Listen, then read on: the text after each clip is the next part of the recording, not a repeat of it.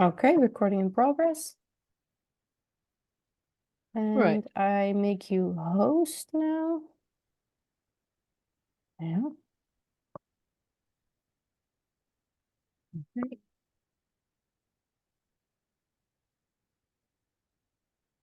Okay. Yeah. I can already share my screen, so you can just let everyone in and then we start whenever we're ready. And then when I'm done, you make me host and then we do the switcheroo. Right. Okay. 21 people entered the waiting room. It's good, right? Super. Ooh, it is good. View. Can I just admit? Oh, admit all, yes. Yes. Admit all.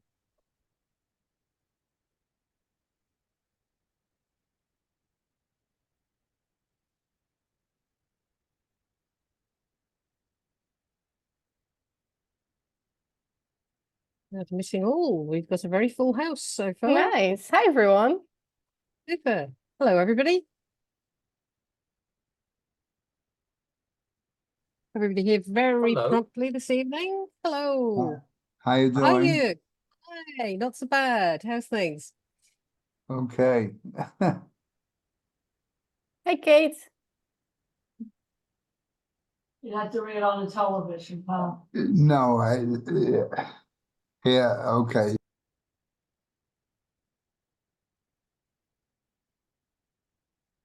Super. Carolyn. Excellent. 23 we're up to. Waiting room 2, admit all. Yeah. Okay. Very good. Nice to see such a turnout. We'll just wait a few more minutes and then we'll get everything going. We can start our nice opening slide that I made. Here we go.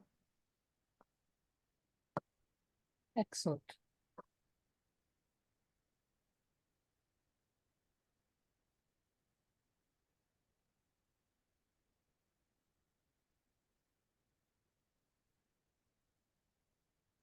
Hi, everyone. Everybody's found the chat there. You can put messages in the chat, greetings, anything you like. Well, anything clean anyway.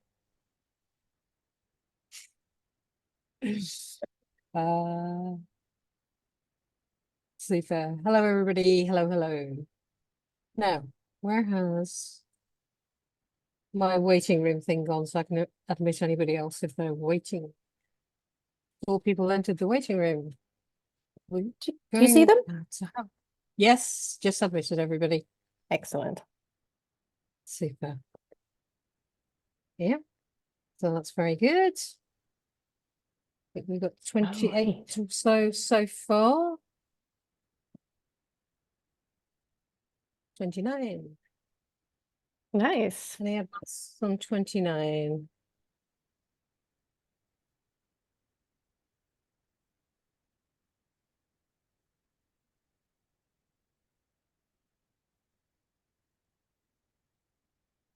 Good evening from Scotland. Yes, good evening from Scotland as well. Excellent. That's always nice. Yes, I think you're a really round the world audience tonight, which is super. When we had the first meeting for for Kate's book, the Harnessing Horses, someone said hi from the University of Vienna, and I thought, wait a minute, I am in the University of Vienna. Who else is this? Who is this? So I made a new friend. It was really nice. That's how I met Birgit Buder. Excellent. Yeah. Yes, you meet a better class of person in a Cheiron Equine History Collective seminar, that's for sure. Yeah. Perhaps you should start the Lonely Hearts, or at least see the photograph of my pony group as well. Nice. Hello also from the Netherlands. Hello. Hey, Yeah. good. Netherlands represent. Very good. Okay, we're up to 29 and I can't see anybody else in the waiting room. Oh, yes, I can.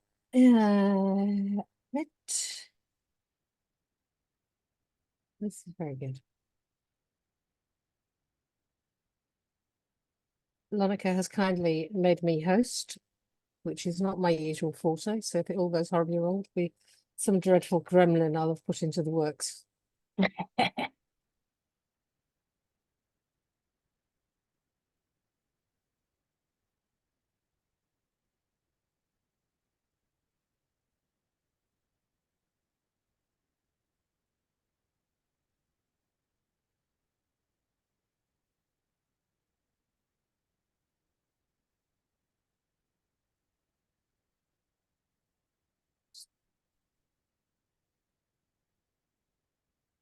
Hmm.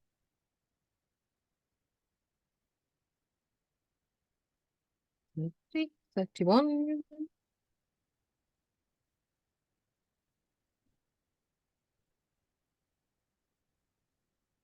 Something I hadn't noticed before because I don't really work with the picture, but only with the line drawing, is that the bridle of these horses are decorated.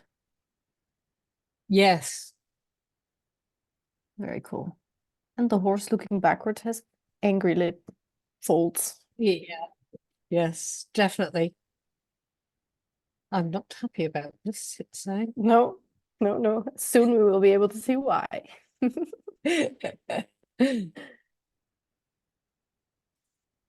Hmm. It is, isn't it? Yes, lovely image. And Lonneke will be telling us all about that soon. Now, being host, I had hoped to try and get a view where I can also bring up my introductory sheet. So, Lonneke, tell me which is the best way to do this. Should I So I shop, can stop sharing? Yeah, that should do it, I think, and then I can just bring a file up and introduce everybody properly. Okay, so you can all hear me, okay? Welcome to our across the world, fully international, first in a series of seminars jointly presented by Cheiron, our journal, and the Equine History Collective. And tonight's theme, as I'm sure you're all very much aware, is horse training and management and communication as well with horses in ancient Egypt and beyond. Our three speakers, myself, Lonneke Delpeut, and Alberto Pollastrini, who is joining us a little later on this evening. We're all enthusiasts of horses in ancient Egypt and have studied them at various levels at university. And although I've gone on to study my beloved Galloway since then, I still keep a toe in the ancient Egypt in ancient Egypt interests. So what I'll do is I'll give everybody a full hang on, we've got a few more people joining. Let me just admit everybody in. There we go.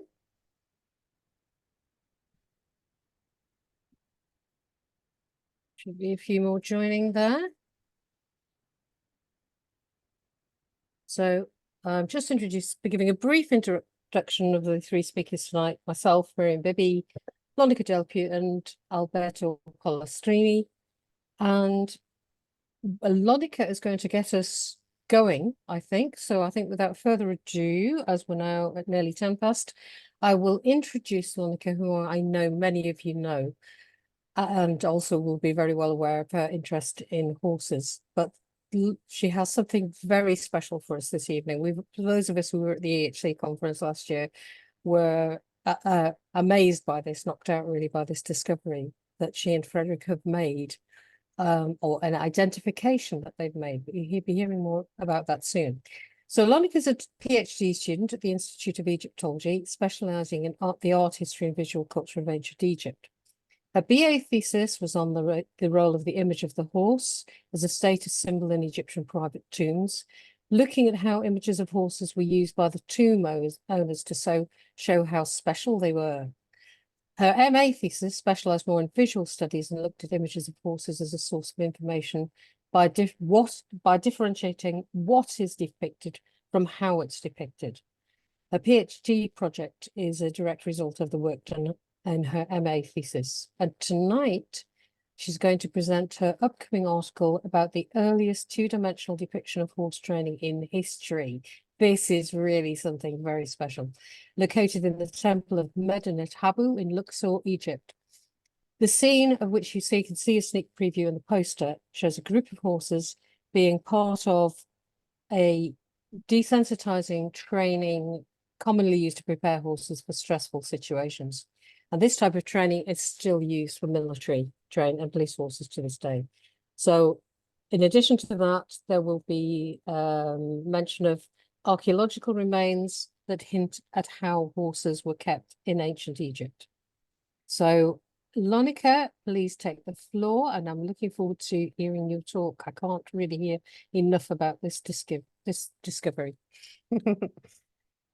Thanks, Miriam, for your kind introduction, and I'm very excited to be part of the lecture series about horse training, and I'm very excited to see that there are so many people interested, even though Egyptian history is so long away, so far away from us, and that there are not only Egyptologists in the group. That's very exciting. So, as Miriam already sneak previewed, I will be talking about the earliest, at least two-dimensional identified training scene that is located in the temple of Medinet Habu. And it dates from about 1160 before Christ. So that is pretty damn old. And I already presented this last year at the Equine History Collective Conference, but tonight, because we're focusing on both training and management, I will go through the training scene with you, and then afterwards also show you some of the archaeological remains we still have left to show any kind of horse management. Of course, when we talk about horse training, we talk about an influence of humans on horses for activities that they were engaging the horses in. And in ancient Egypt, the main task of the horse was, of course, to pull the chariot, particularly in warfare. It changed the ancient Egyptian mobility, it changed ancient Egyptian warfare, and the role the horse played in that was, of course, incredibly significant. So we can imagine that the ancient Egyptians were very much involved with how they can make the most out of this animal, and how they were basically forced into situations that they wouldn't necessarily have chosen themselves. You can imagine that there's a large difference in what you need and want from a horse if you use it as a mode of transportation to move yourself from your house to work, or if you throw it into a battlefield and expose it to all kinds of nasty situations, sounds, noises, that's the same, smells and visuals that horses are not made for. Horses flee. They're not animals that are comfortable with loud noises, etc. Which is why the scene that I will be talking about tonight is so incredibly significant for when we talk about horse training. And I will show you. Come here, come here. The cat is extremely confused while I'm talking to someone, but not to her. So she might pop into the screen at some point. So this scene, which my now husband and then boyfriend showed me a few years ago, is located in the temple of Medinet Habu, built by Ramses III. And temple scenes have a very specific they have very specific scenes and themes, as with all Egyptian art. Most of the pictures that we have and we use to reconstruct what things look like in ancient Egyptian history are based on images from temples and from tombs. And you can imagine each have their own specific target audience, their own patron, etc. Of course, temples were commissioned by the king. So we see scenes that were carefully selected and curated by the king, with the artists who then did everything in favor of the king. So you will never see an Egyptian ruler depicted in a bad situation in an Egyptian temple, because the whole point was to show, of course, how great he was. And in this case, in this scene, we see the king standing in the middle with a stick pointing at a text that explains that he himself is training the horses, which is significant in itself. And Dr. Rogner found this scene because he was interested in something entirely different, and he showed me the horses, and there was something funky about it. So I was wondering why there were people, and I apologize for the quality of the line drawing, but it works. I was wondering why any person with a brain cell would be blowing a trumpet at a horse, at a bunch of horses, or waving their hands at a bunch of horses. So I thought, you know, who would do this? If you've ever met a horse in real life, you would realize that this is a very bad idea. So everything they depict with a purpose. So there must be something about this. Why do they depict this way? They're not idiots. They would have known about horses not being comfortable with a trumpet having blown in their face. So this must have been done on purpose. And that's when it clicked for me, that this is a depiction of an actual training scene, and that the king, who explains to us in the text that he himself is training the horses, is actually training the horses in this scene, and that this an active scene full with action. And I will walk you through the clues how I came to that conclusion, other than no one in their right mind would blow a trumpet at a bunch of horses. So these are the two elements that I already touched upon that basically triggered my curiosity about this scene. In the top register, we see a man blowing a trumpet. He has the case for his trumpet under his arm. And there are two men standing in front of him, also ready with trumpets. Whereas on the lower register, we see a group of men with their hands in the air. Both these groups are evidently scaring the horses. The scene in itself, of course, the top register was not floating upon the bottom register. This is the Egyptian canon of depiction. We have to imagine a straight plane with a group of horses, and then in some parts the trumpets, and in the other parts the arms. So this was one straight plane where the same activity would have taken place. Whether it happened at the same time is not really relevant. What we are meant to see from this scene is that the horses are being scared in two different kind of activities. Secondly, they're not only being scared, they're also being comforted. So we see, I think, 8 pairs of horses that are, so 8 pairs, that's 16 horses being held quite tightly by the grooms, but also we see the grooms calming them down. We see them raising their hands, trying to calm them down, pet them a little bit. In the top register, it's even more evident that with the left arm, they are holding the halter rope or the rein, and with the other arm, they are trying to comfort, trying to calm down the horses. And the scaring of the horses is working. We can see that from their posture. For example, the top horse in the purple circle is looking backwards. Now, evidence shows that when Egyptians depicted distressed or even sometimes dead horses or people, they're often depicted from the side. So this side depiction is, of course, already a clear indication that something is wrong, because the Egyptians very much liked things to be in order and consistent. So this break with the consistency is already a sign that they're conveying something extra.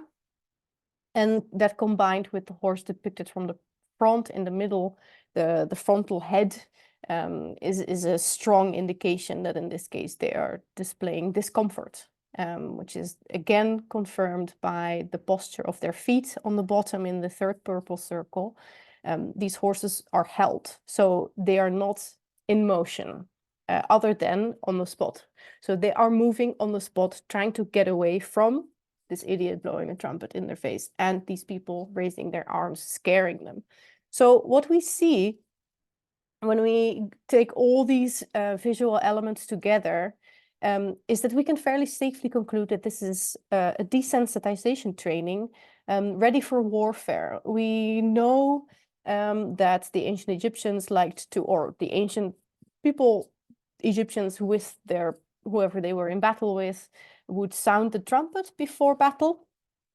That's a horrible idea if you use horses in the military. So you really had to train your animals not only for the actual trumpet, but also for the loud noises and the smells, etc. So this is the very first two-dimensional depiction we have in history of desensitization training, which is an incredible thing to know, because we don't know much about Egyptian horse training. Unfortunately, we don't have texts telling us on the first day we did this, on the second day we did this, like with, for example, the Kikuli text or the Hittite texts that we have that explain how much they fed the horses. We don't have that. So we have to rely on archaeological evidence, of which Miriam will show us some parts of the harnessment that shows us that they really used some sometimes unpleasant devices to keep the horses in check. So we know that there must have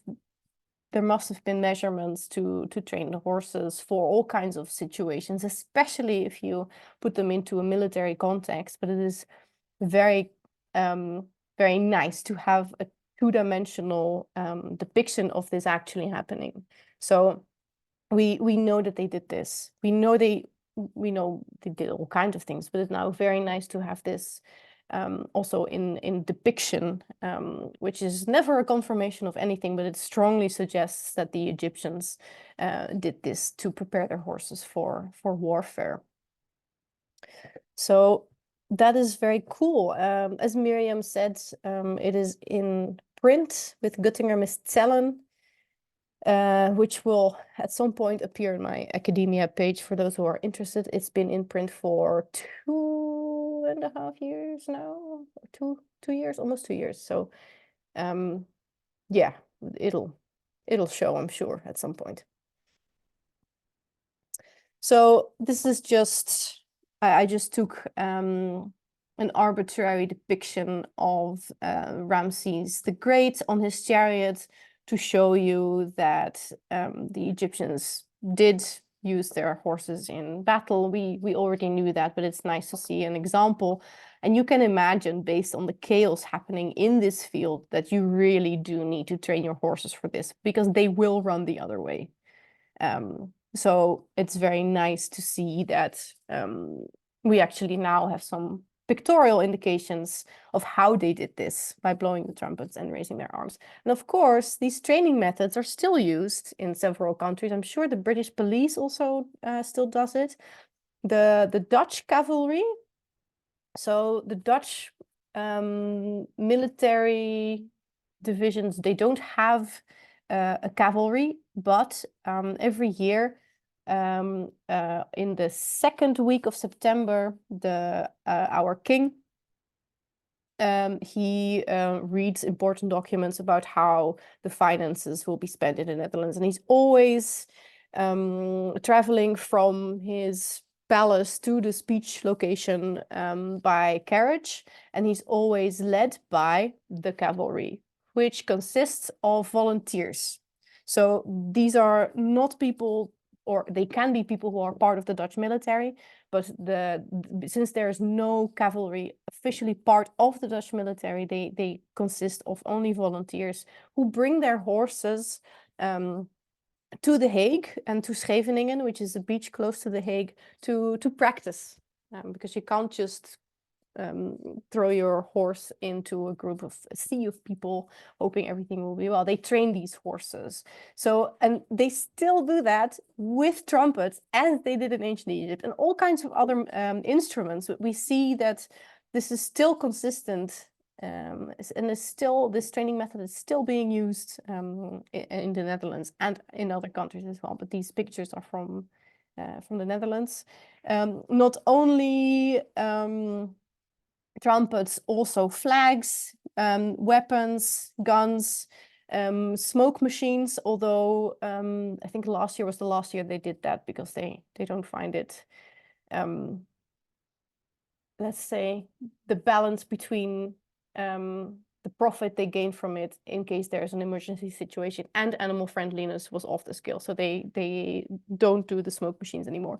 They do invite the audience to, whenever the boss tells them to scream. and to raise their arms and to yell. And so kids love this because kids are cruel. They love scaring the horses.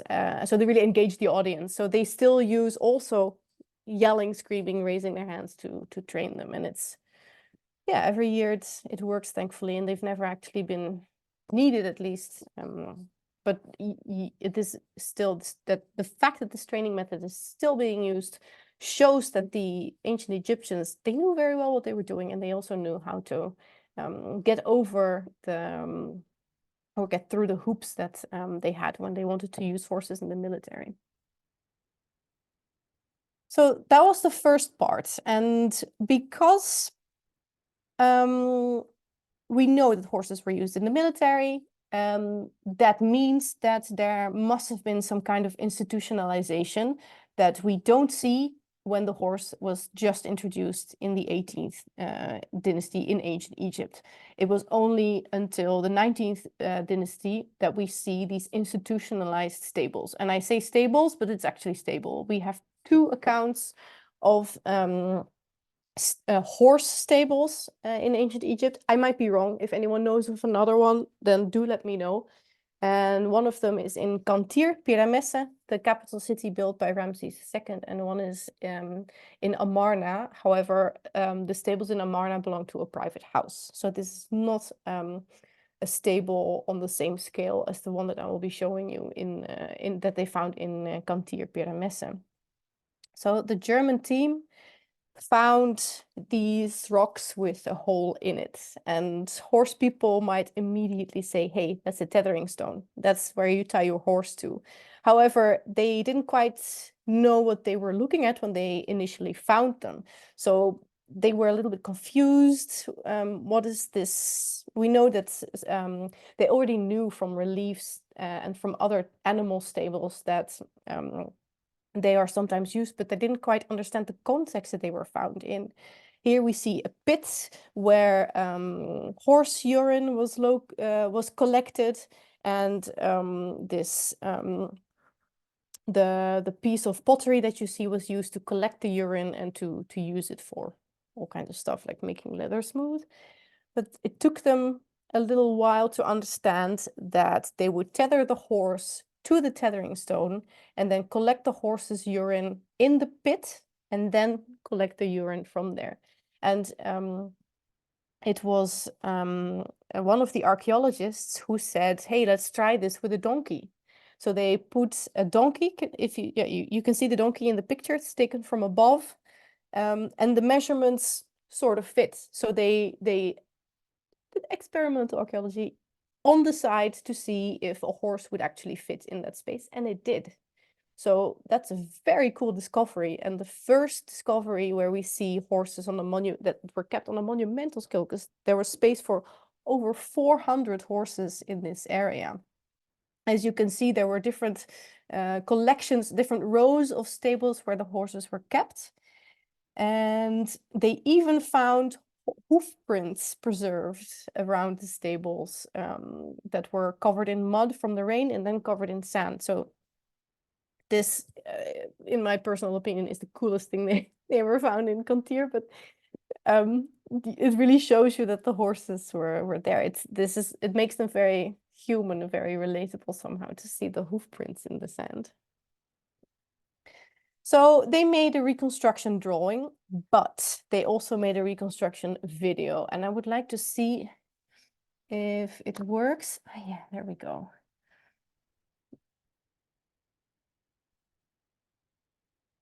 I won't show you the whole thing, but here you can see where the capital city is located.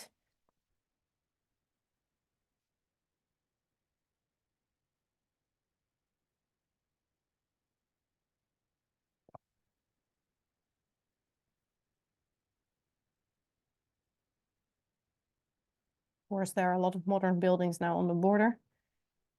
And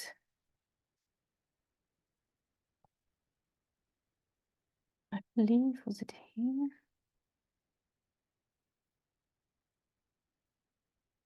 Here we see an overview of the site, and here are the stables, so located next to the river.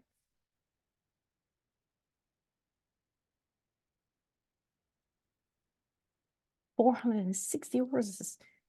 That's a lot of horses. It's 230 teams.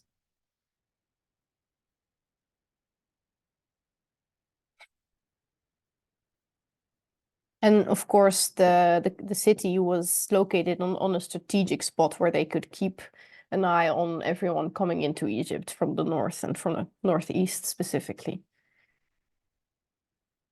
The columns were decorated. Ooh, no.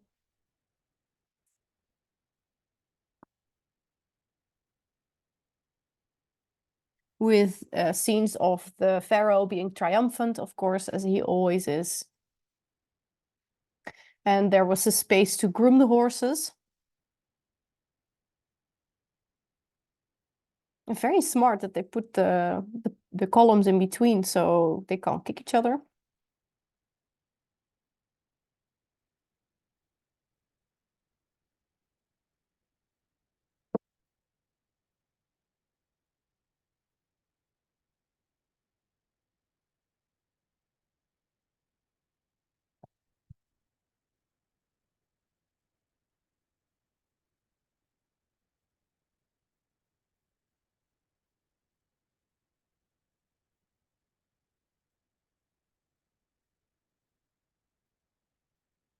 And that's where they kept the horses. And there was a little, you see the tethering stone, you see the pit where they collect the urine, which they then would use. And you see where the grooms would sleep.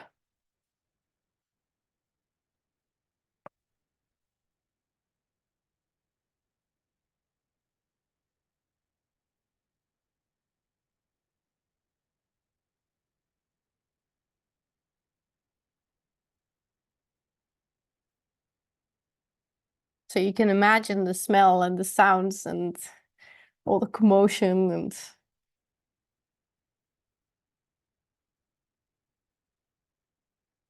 they would, yeah, since it's next to the river, it's easy to wash or at least get water to wash. So that is the reconstruction. It's a very cool reconstruction of the stables. And this is, like I said, the only indication of institutionalized horse management that we have found so far. There must be other cities as well. I'm sure that there were horse stables, larger ones near palaces, because that's where you keep the royal horses. So I wouldn't be surprised if in Amarna they would find more, or there must be also somewhere more in Thebes. Tel al-Daba, where we actually find the earliest horses, there must have been stables. Whether or not they are institutionalized is the question, though. So one other example that I already hinted at was found in Amarna. This one is a little bit earlier in history. And in the red area, you can see some spaces where they used to keep horses and later was reused. That's why there were two mummies depicted in there. But these were attached to a house. So these were someone's private horses that they kept at their residence and not on a scale, the same scale as in Pyramesse. And one of the very few depictions we have of horse keeping is in the tomb of Merera in Amarna, private tomb. And it took me a long time to find the horses in this scene. I knew they were there, but they're on the left bottom, eating or drinking from a trough. And yeah, it's a very Egyptian image, so you have to imagine everything three-dimensionally instead of from the side and the top at the same time. But that is pretty much all that we know about horse keeping. And that is why there are so many other questions to answer. But in terms of training, we really need archaeology to back up what we're thinking. In the case of the desensitization, archaeology can't really help there. However, what it can help with, and that's what some parts that Miriam will show you, is, for example, the harnessment, how they were training horses, or at least steering their behavior. So the horses are over there. So that is it for me today, and I am very happy to take any questions.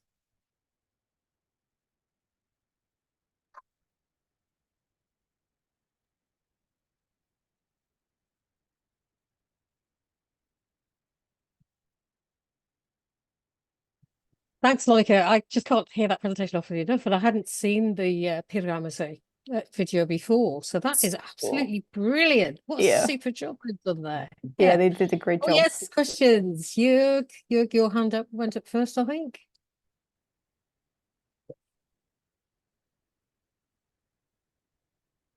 Maybe it was a clap instead of a raised hand. Perhaps it was, yes.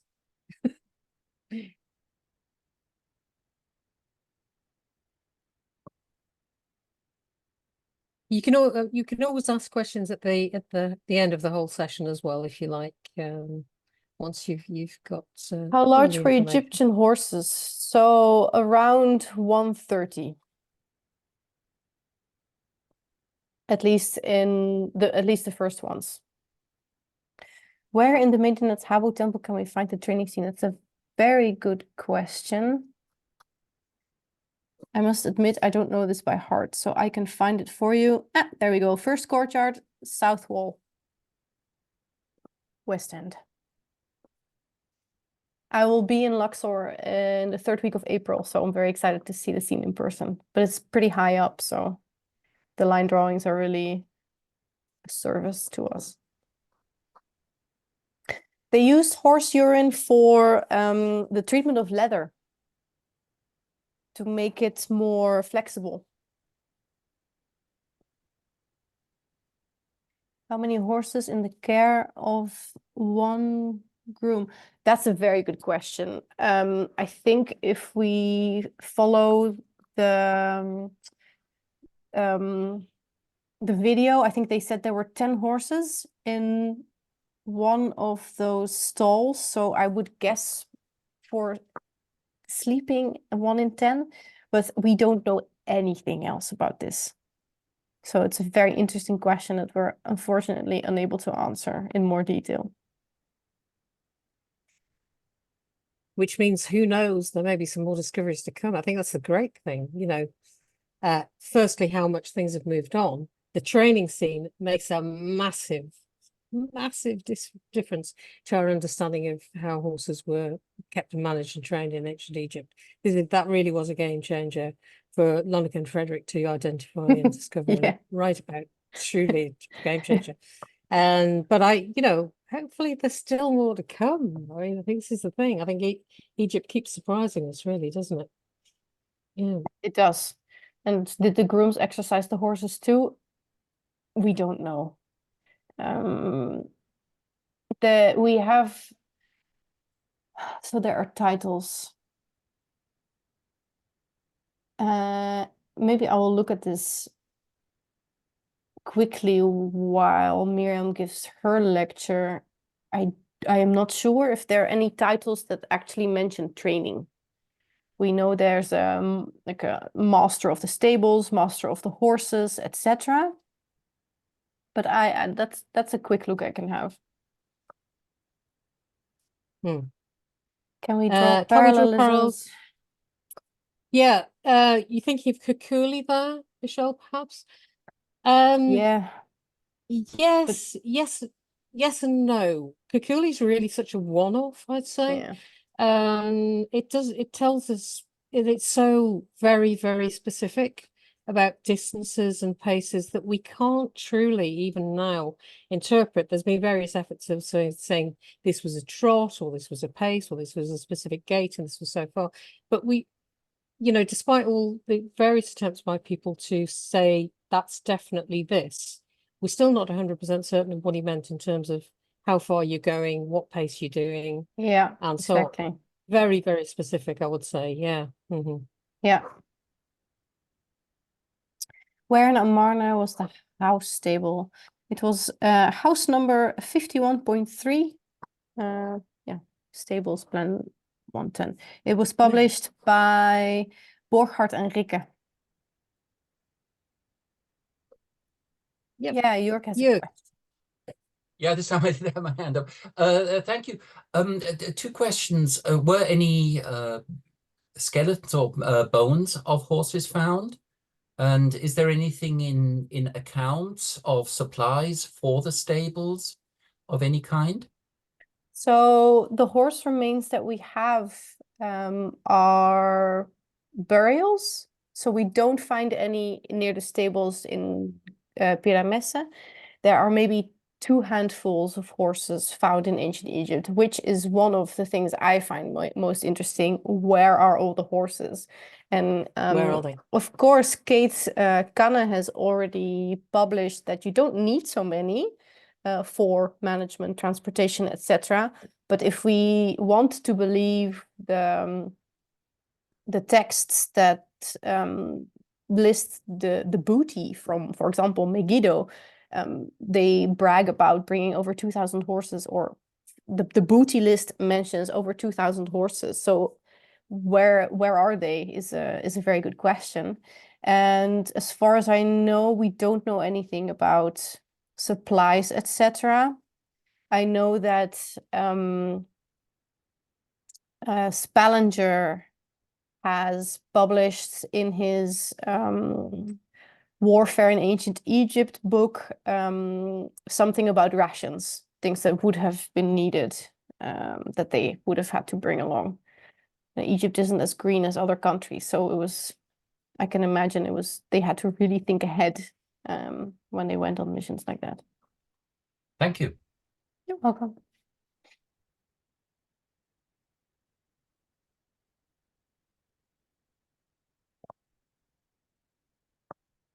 Yeah, it's an interesting thing. Somebody asking there about horses and middens and remains. Yeah, it's a very interesting thing that disposal of horse remains Yeah. is still it's still a big issue today. Actually, I've buried some at home.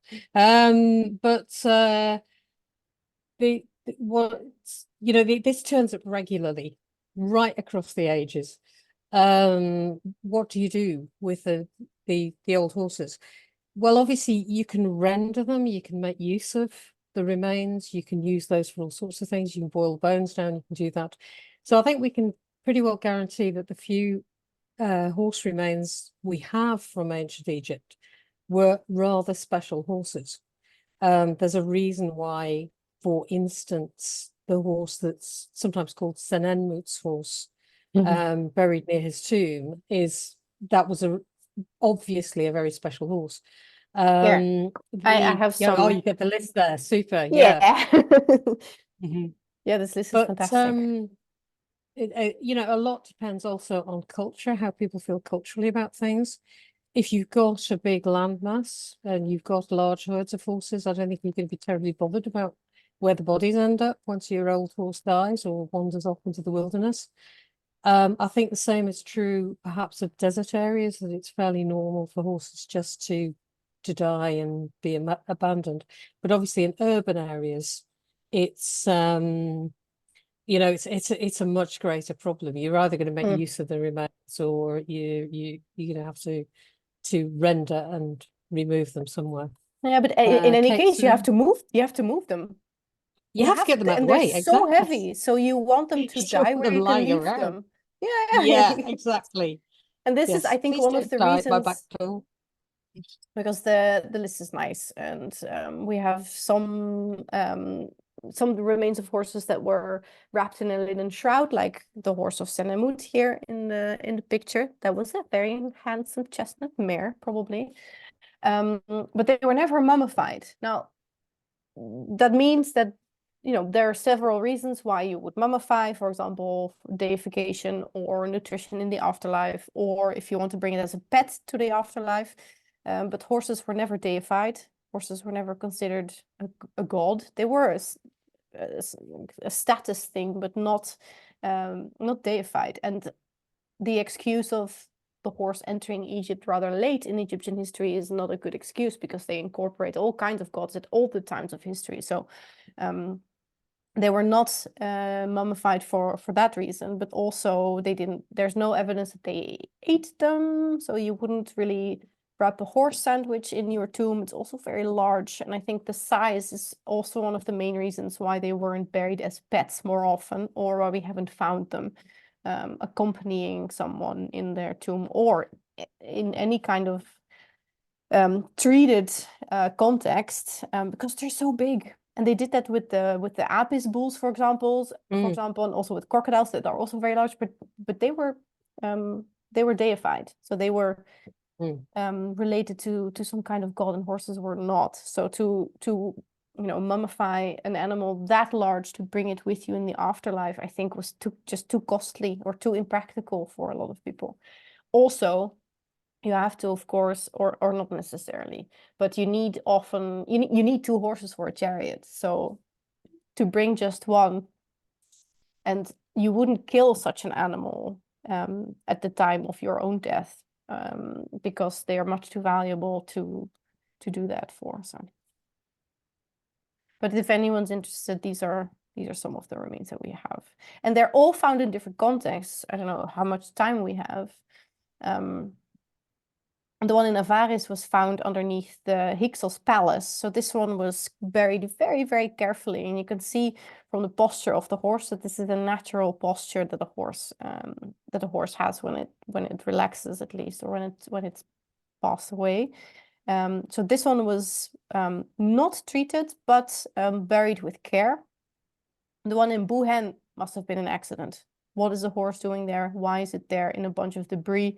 No treatment whatsoever. It was just left. So that's different kind of context. The one found in Thebes was actually in a coffin, in a wooden coffin, wrapped in a linen shroud, and had some kind of saddle blanket on its back, or on her back.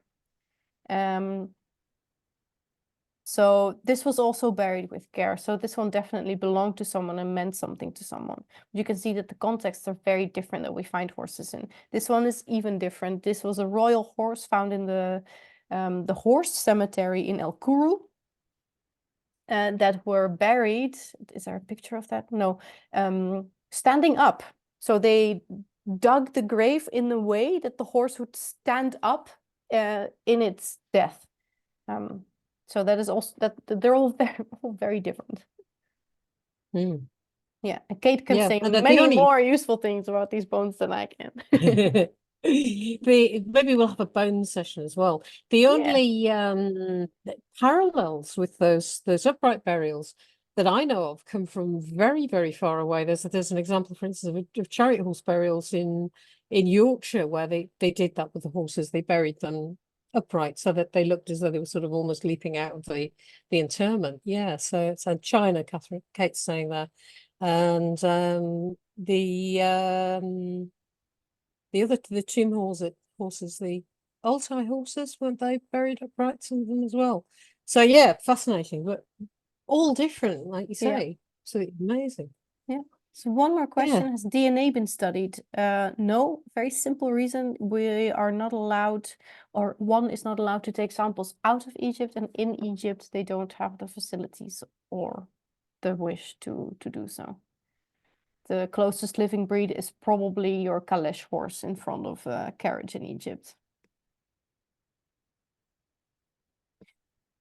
And don't get us started on ancient Egyptian Arabians. We really will be here all night. Yeah. Yeah. Okay. Shall we switch to you, Miriam? Yes, thanks, Lonneke. That was super. So do you want to take over managing the show while I get my screen thing up? Yeah, right. You should make me host again, and then I can let people in. Okay. Make You're welcome, Lonneke Abby. host. How do I do that? You click on more when you see my name in the participant list, and then you can make me a host.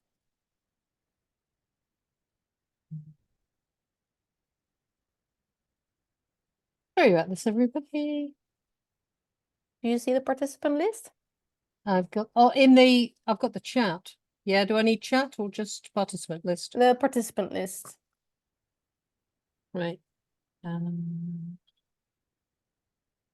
Oh, I can't see you. Where are you? I'm Equine History Collective. Aha! That's why I'm looking for something entirely different. There we go. Make host. There you go. Change the host to Equine History Collective. Perfect. Super. Okay, so I now get my screen up. Is that correct? Yes, you should be able to share your screen. More. Share screen. Why am I not seeing screen share? Ah, there we go. Got it. I think I need to open mine first, don't I? Sorry about this. I need to open mine. Yep. That should do it. Let's see if that does it.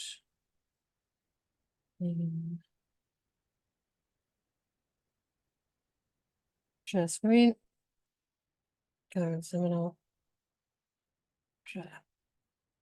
Okay. Okay.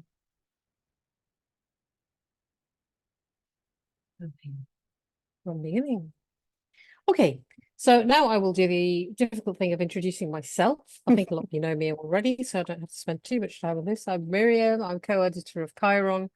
As you probably know, I spent 12, 13 years or so working for the University of Manchester for their distance learning course in Egyptology, and saw it right the way through from an old-fashioned postal distance learning course where we sent it out on ponies, Pony Express. We didn't really, but it went through the post to a modern hybrid digital course. So that was a great deal of fun. I thoroughly enjoyed that. And while I was there, I also gained the certificate in Egyptology with Rosalie David and the MPhil. And for both the topics for the dissertations for the certificate and the MPhil, I chose the horse in ancient Egypt. This was back in the dark ages of the 1990s. There was a lot around there. There was a lot happening. So it's very foundational, and thank goodness things have moved on, are moving on. As I say, Lonneke's discovery identification has made a real difference. So what I'm going to talk about tonight is basically it's a chapter that I've written for a new book that's out now.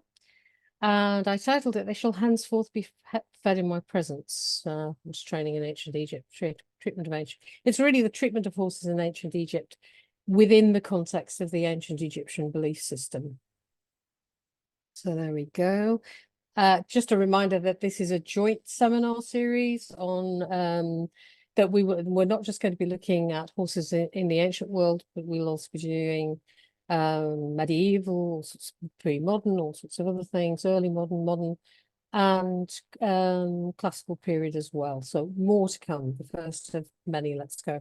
So this is a nice little treat to get going for Lonneke. It's just this is from I've got a few I could have selected actually, but this is one that came up fairly recently, just randomly, by Johann Jacobi von Wallhausen, Ritterkunst, published in 1616. And it's just, you know, here we are going through exactly the same things as they were going through in ancient Egypt, with a few added for good measure.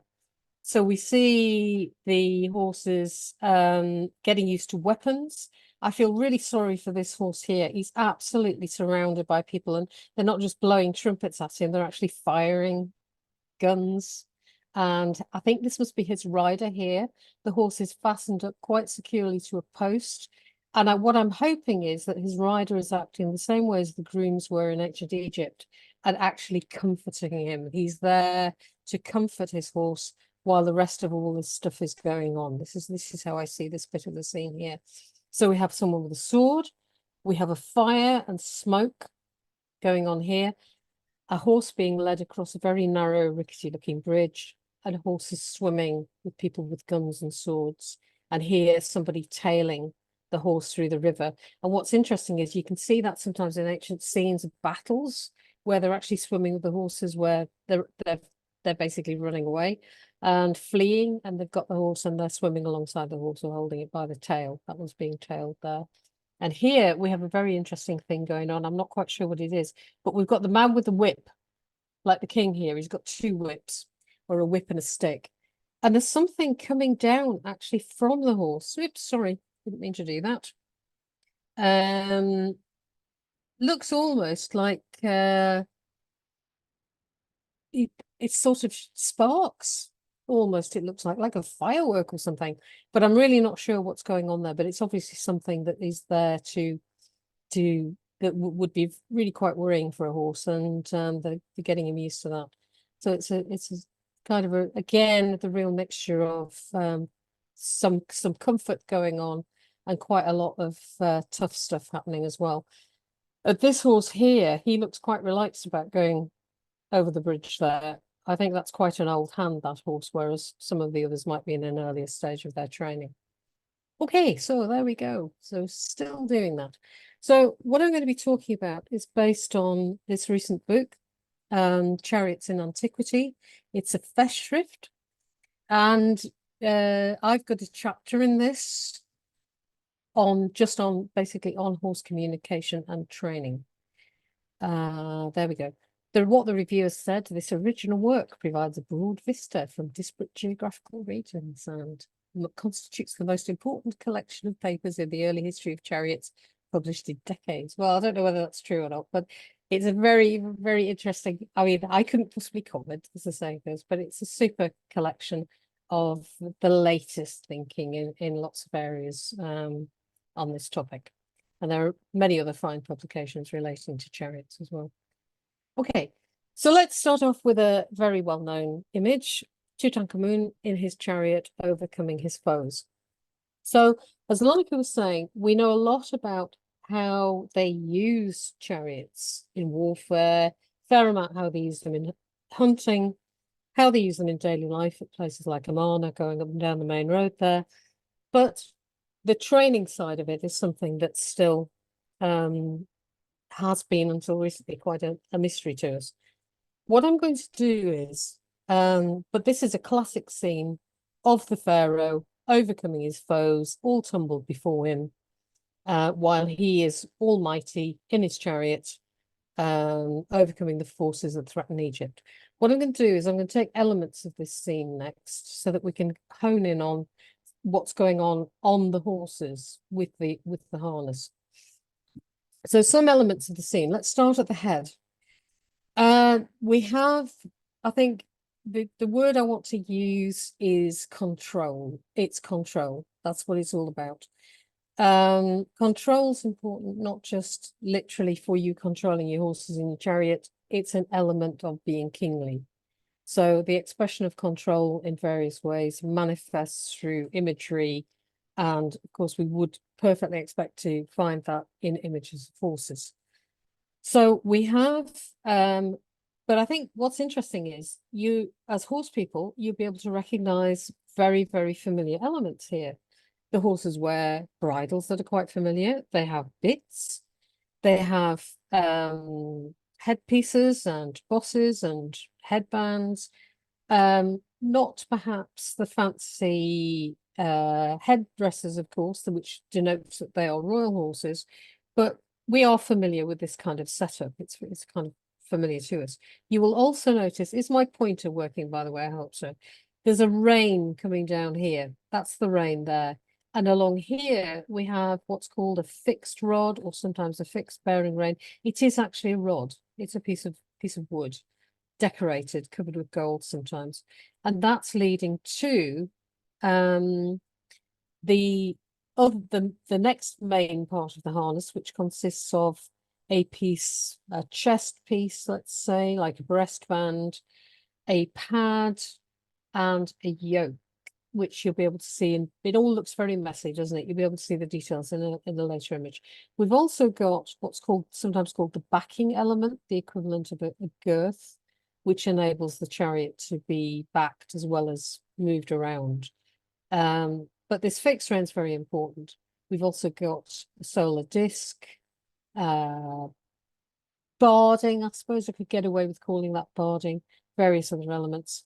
And if we move now to the tail, we see the yoke pole going up between the two horses, and we see the chariot, a bow case, and we also see this odd thing here, which is a little bit hard to work out, but possibly it's something to do with keeping the tail. It's either just an extension of something on the chariot, or it's possibly something to do with keeping the tail up and out of the way. Maybe I'm not, kind of don't have very strong views on this, but some of the elements are identifiable. Some of them are probably completely new and different to what we used to, even if you used to driving horses. Here's something going into the mechanics a little more deeply. This is a bit, I think this came from Edgar Push's work. So it's probably from the Delta. And again, you will see elements with which you're familiar. This is very similar to a twisted snaffle, with the link rings in the middle, and you've got it going through the outer chick pieces to a ring on the end, to which the bridle would be fitted. This again is quite a familiar thing to us, if a rather harsh looking bit. I don't think any of us would be too thrilled about using that on a horse today. But it brings us back to this idea of control. This is it's very important when you've got a pair of stallions, likely stallions, in a chariot. Though there is some evidence that suggests that sometimes they were mares. It controls what you need to have first and foremost if you are a king, both wanting to impress people and frankly not look like an idiot while you're out driving your horses and fall off the chariot. So controls very much to the fore when it comes to communicating with horses in ancient Egypt. The chariots you can actually go and see in various museums, including, of course, in Egypt itself. The Tutankhamun's chariots you can see. And down here in the front, you can see the check, the fixed rods I was telling you about that go from the horse's mouth to the yoke, with what's called a check rowel in the middle, which may have been used to help keep the heads in a certain position to stop the horses moving out of draft. Again, I think we'd probably call it a bit of a quick fix today, but this is expediency often takes over when you want to get something done with horses. People still do this today, so I'm not going to say this is just awful, because people do. Expediency often does override good communication with the horse. Still happens today, but there's more to it than that. It's more complicated. It's not simply a question of controlling the horses and not having a decent relationship with them. They did have a relationship with their horses. This is important. Here you can see the top of the yoke coming up here, going to the chariots. These lightweight, fantastic vehicles of the ancient world. And I think these here, you've got the yokes, right, that fit over the neck of the horse. Not an ideal way of harnessing horses, but things didn't really improve until the collar came in. Okay, so that's some of the mechanical side of it, so to speak. Here we have Ramses in his chariot, and you can see, again, a bit more clearly perhaps than in the Tutankhamun one, how it all worked. It's been described as a package in the past, that you get not just the horse and chariot, but you also get the light bow and arrows. So it's a sort of a kit that you get, fast vehicle that enables you to shoot arrows as well. Certainly this ability to shoot from a chariot comes up again and again in texts, that this is one of the things that the kings of the New Kingdom are very proud of, is their prowess with both chariot and bow. So much so that in Ramses' case, he not just Ramses, but they're sort of pretending that there's nobody there at all helping them. They do it all on their own, and they have no charioteer. Practically, there was probably always a charioteer, or nearly always a charioteer in the chariot with them, because for obvious reasons, it's hard to do it all this alone, especially if you're on a battlefield. But the charioteer fades out because the king wants to take pride of place. He's an important one. He's the semi-divine one. He doesn't want anybody else in his parade. So this is the image that we get. As Lonneke was saying, it's all really about them and how they present themselves. Note also, again, as in the image of Tutankhamun, we have a sort of an animal skin and a very fancy headdress on, and this type of early barding, cloth, blanket, whatever you'd like to call it, breastplate, for want of a better word. And also note the big cat, leopard, running alongside Ramses. That's his pet. So this kingly image, authority, control, being a good horseman, this is very important to the New Kingdom monarchs. But so that, fair enough. If you've got mechanical means, you can control a horse, whether the horse likes it or not. But was there more to the relationship? This is basically what my chapter in the book is all about. Can we tell a little bit more about the relationship? Now, I want to tell you a bit of a story here about the great King Ramses and his version of events at Kadesh. Kadesh was a very interesting battle in which neither side really was victorious, but Ramses left various descriptions of it in ancient Egypt, saying how wonderful he was, and if it hadn't been for him, the battle would have been lost. Just pretty much being the divine ruler and making himself out to be special. So all the time, there were two major publications. They are the inscriptions, the bulletin and the poem. And they're all about Ramses, basically. How good he was and how rubbish everybody else was. Taking up his weapons, he was like Seth, but Sutek. In the moment of his power, he mounted his great horse, Victory in Thebes, and started out quickly by himself. The poem, I crushed 1,000,000 countries by myself. On Victory in Thebes, on Mutis Content. These were the names of his horses. My great horses. It was they whom I found supporting me. When I alone fought many lands, they shall henceforth be fed in my presence. Whenever I reside in my palace, it was they I found in the midst of battle, and charioteer Mena, my shield bearer. Oh, there was somebody else there then, Ramses. Okay, thank you. And then he says, and my household servants who are at the side, and to witness his success on the battlefield. You're getting a really good idea of the psychology of an ancient king here, because it's like they want it to be all about them, but they sort of have to acknowledge that they can't do it without the support of others. It's not as rarefied a role as it was in the Old Kingdom. And one of the things that makes it less rarefied is that the king needs to be competent with horses. This is really very, very important. But I think there's more to it than that. What I think happened to Ramses on the battlefield at Kadesh is that he found himself, I think he's probably quite truthful when he says he found himself isolated and alone at one moment. And suddenly the adrenaline kicks in and he realizes it's fight or flight moment. And the horses take off. And whether they're actually kind of hauling him off the battlefield or whether they are hauling him into engagement with the enemy is a little bit vague.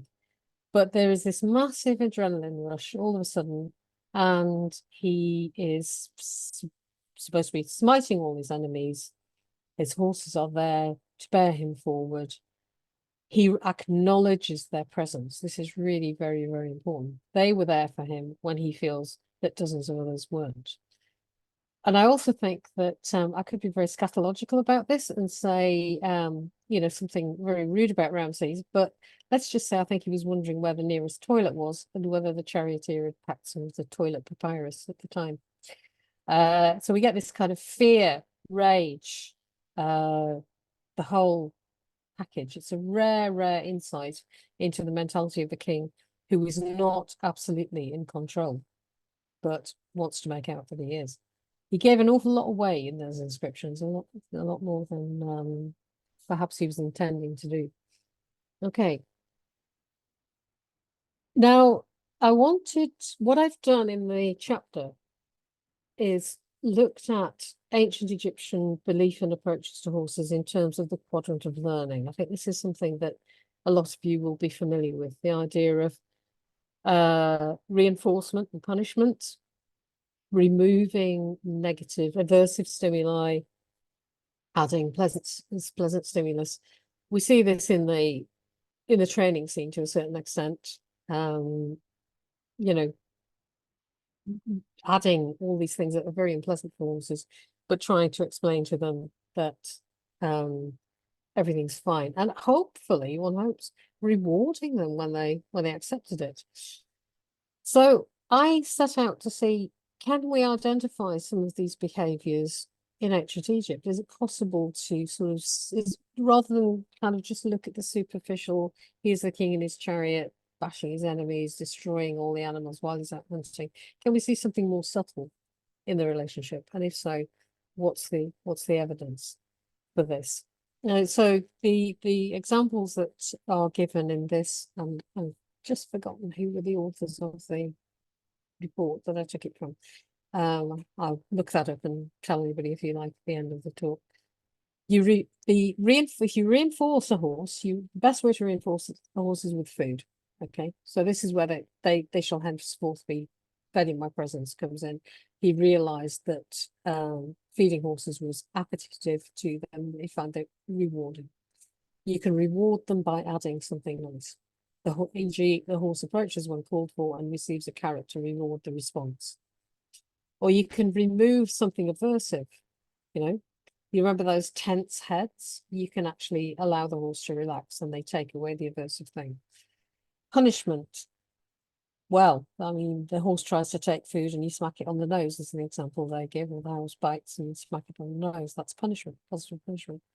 Or the removal of a desired stimulus. You don't give it anything until it does exactly what you want. Is another way of doing it. Well, the first thing that we can see is that there were ways of doing nice things for horses. We see this in the in bezels that were made of various stones. In this one, we have a horse that's being offered some fodder, basically. This was published in Cheiron, a paper by Robert Stephen Bianchi and Edmund Meltzer, and some of you may have read it. So we see here most very positively a king offering a horse some food. Great. The next picture is not exactly quite rewarding. It's perhaps taking away something unpleasant. It's a horse wearing a sun hat. Okay. And covering its ears. So is that not quite reward, but perhaps taking away the effect of the unpleasant heat of the sun, so the horse is a bit cooler and perhaps not getting burnt, because I think, as you all know, horses can suffer from sunburn, especially in the pink parts. So the signs really definitely that people cared for their horses and that they wanted to not just control them but also communicate with them, including kings. Okay, but here we have what I'm very grateful to Lonneke actually for pointing this one out to me. This is, I'd say, it's hard to interpret in any other way but punishment, that this horse is about to be hit for doing something that it shouldn't. Maybe there are other ways of looking at it, but I'm not seeing them at the moment. You do see those pictures like the ones in the training scene where they're holding their hands up to calming the horses. You say, whoa, calm down, calm down. And I also think, because there are references in some of the texts to having scents, that they may have had something scented on their hands which helped calm them, because sometimes you see the tongues lolling, and it's not just lolling because of the bit, it might be lolling because they're actually absorbing the scent that's on the hands of the grooms. So you can see already that some of the familiar kind of ways of dealing with horses that we know. Okay, so this fixed rein, here's a very extreme example of it. You can see that sorry about that.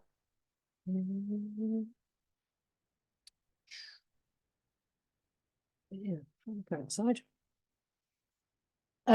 This one has its head drawn right in here. This pair of horses have the head drawn right in.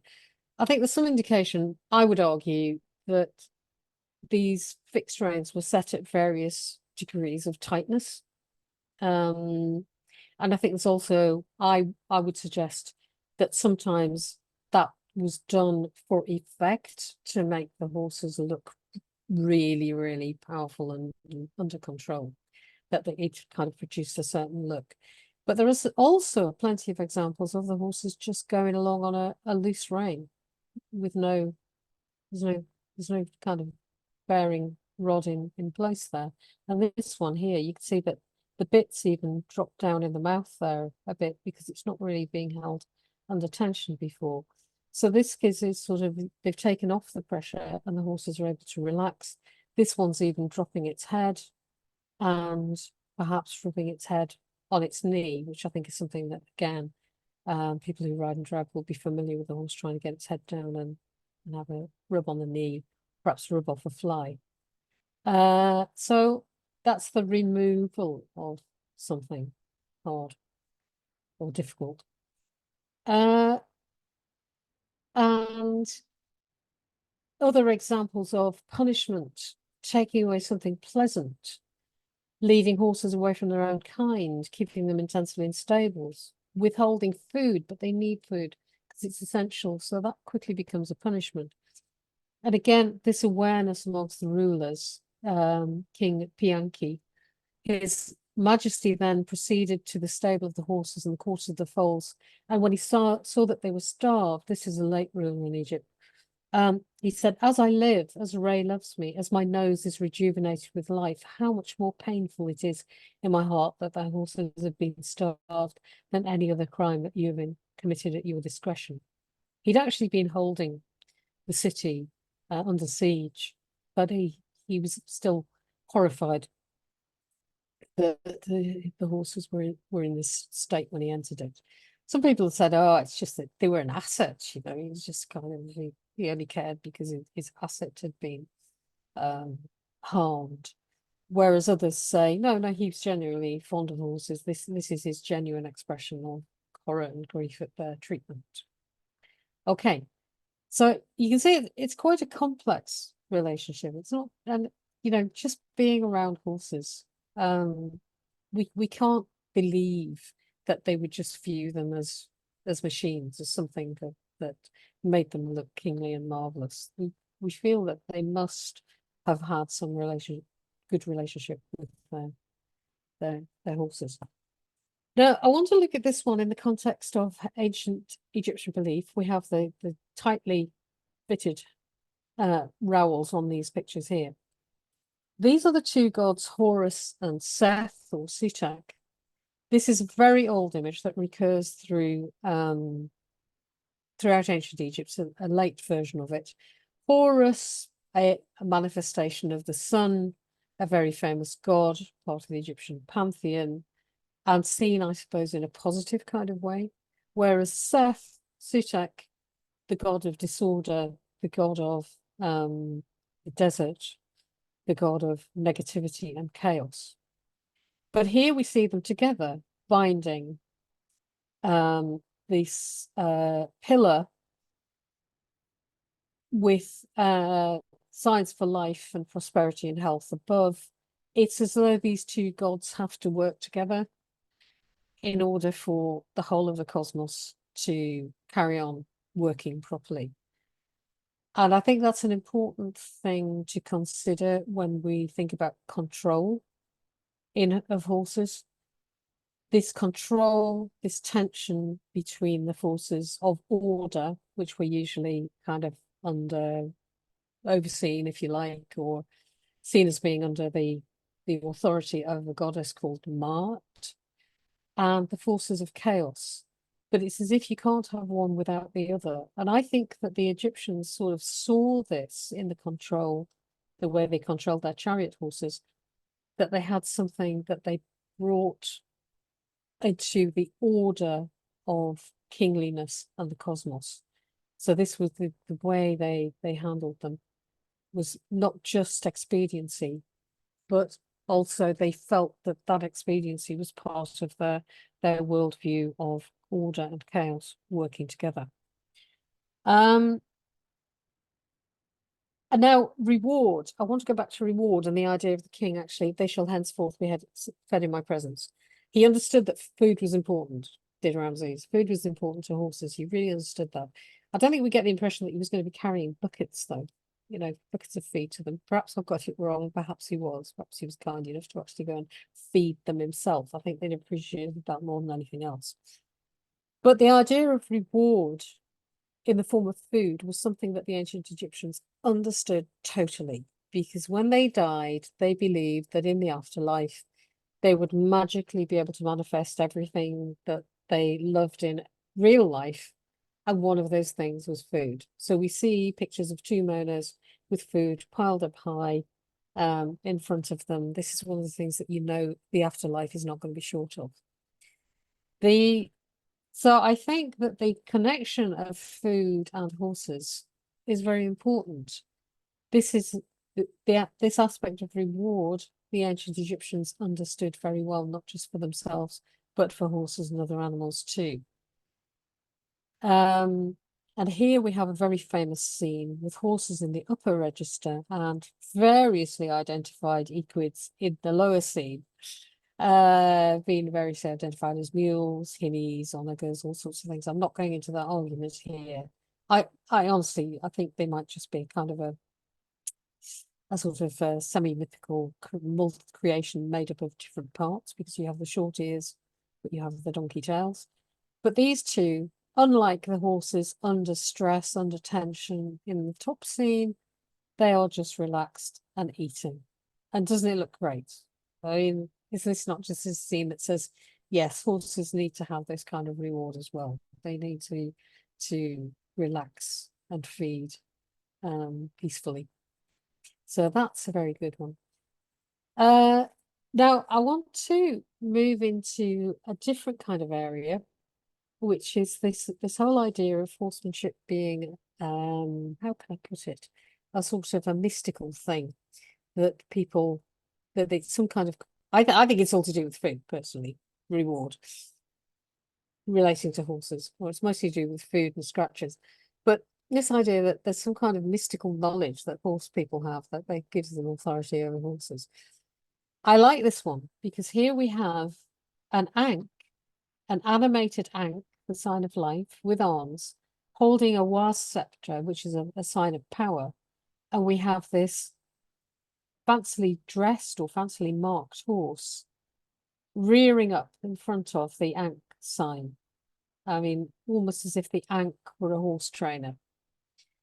But it's not a person. It's an idea. It's a concept.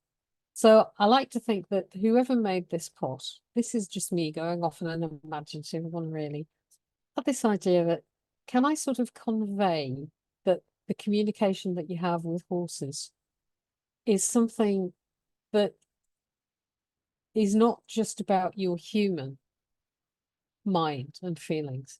It's something that you have to kind of move beyond and start thinking in a different kind of way. For me, it sort of almost becomes the concept of good horsemanship. You know, how do I relate to this animal? And I think what we have is an animal that's alert, that's looking this way, that's interested, and that's loose also. It's not under control. It's not tied up tightly. It's there because it wants to be there, really. So I found this quite an interesting little scene, and you know, quite a bit different from some of the others. But you do see these animated ankhs as a sign of power and life turning up in other contexts as well. Okay, so I have a feeling that's probably me. Yes, that's it. Lots more to explore, basically. This isn't, you know, I think in many ways, things have moved on so greatly from when I was first working in this field back in the 1990s. We've just made so many strides, and there's so many more strides to make, really. But that's basically what my chapter's about. If you want to find out more, you can find out more in the books. In the book. I'm happy to answer questions. Nice. Who has questions? By the way, the picture of, I think it's Miriam A, the line drawing where the horses hit. Now, when I looked at this, reading your article, I noticed that guy was only wearing one shoe. I figured maybe he was getting slapped by a slipper. Because it looks like a sandal, but of course it's very poorly preserved, so we will never know for sure. No, because it's been interpreted various things, hasn't it? Or something he's hitting it with a bunch of fodder. It's like, what? It makes no sense. But on the Small line drawing, it interpretation. resembles a slippers. And then I looked at the guy; he was only wearing one, so maybe he took his slipper and slapped the horse, which is not uncommon these days. Even You can so. imagine that happening. I Yeah, mean, yeah, just imagine exactly. that happening in Yeah, a fit of horse pique, getting you know, slapped by just a like, slipper. oh, damn, you know. Yeah. But it's certainly a threatening looking gesture, isn't it? There's no doubt about Yeah. that. It'd be very hard to interpret that in any other way than Anything I'm gonna above have you. a horse's head is threatening. So Yeah, exactly. So perhaps if it was a slipper, at least that wouldn't be quite as bad as the way I've interpreted it in the paper, which was some kind of paddle or club. Yeah. who knows? Oh, good. It's Who just knows? the horse is still not going to like it very much, No. basically. Yeah. No. But any questions from the audience? Oh yeah. The vessel with the animated arm. Yeah. Yes, it's in the sorry, I should have put that in there. Yes, it's a museum image, one of the German museums, I think. It's in the Noise You Museum. That's It's it. New That's New it. Yes, Kingdom. yeah. Yeah. That's it. Yes. But I don't remember the provenance right now. But I'm pretty sure I took a No. picture of the label when I was in Berlin a couple of years ago. Yes, I'm sure it is. Yeah. There's some more questions in the chat for you. Oh, yes.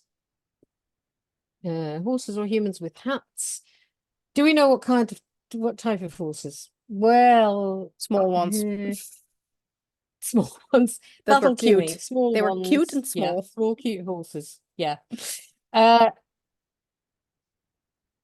Well, kind of breeds are a very modern concept. Okay, horse breeds really date from the 19th century, so I wouldn't want to put any kind of name or identification on horses based on modern understanding of horse types and breeds.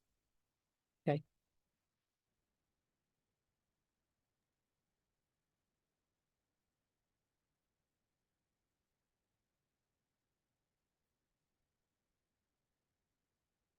Right, you could just write any signs of armor on horses. Yeah. Any signs of? Yeah, I wanted to add, can you hear me? Yes, can hear you fine. Hi, Rafi. We don't have any lights on in here, so, okay. I was recently at the Wallace collection in London, and they had, I noticed that almost all the horses had armor on their backs. And in the depictions, almost I think every depiction, every horse had, I don't know if it was decoration, clothing, cloth, or it was actually armor. I would assume that going into battle, the needs in the medieval times was the same as in Egyptian times. So I think, right. Sorry, when you're saying the horses were shown as having armor, which horses on the back of the horse, there were always the backs always had some sort of decoration, or Oh, I see what you mean. was it actually a protection for the horse?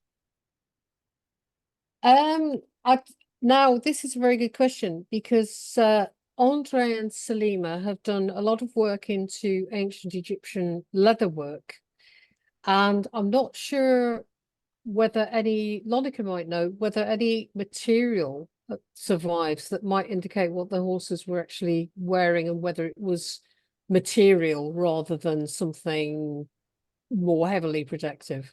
I don't think anything survived, has it? No, what we Uh, see in the image seems to be some kind of cloth or a mat or something. it's like We don't know what fabric, it's doesn't made it? of. Yeah. Yeah, I'm We sure don't know what it's made of. Yeah. Alberto could tell us more about that. Hmm.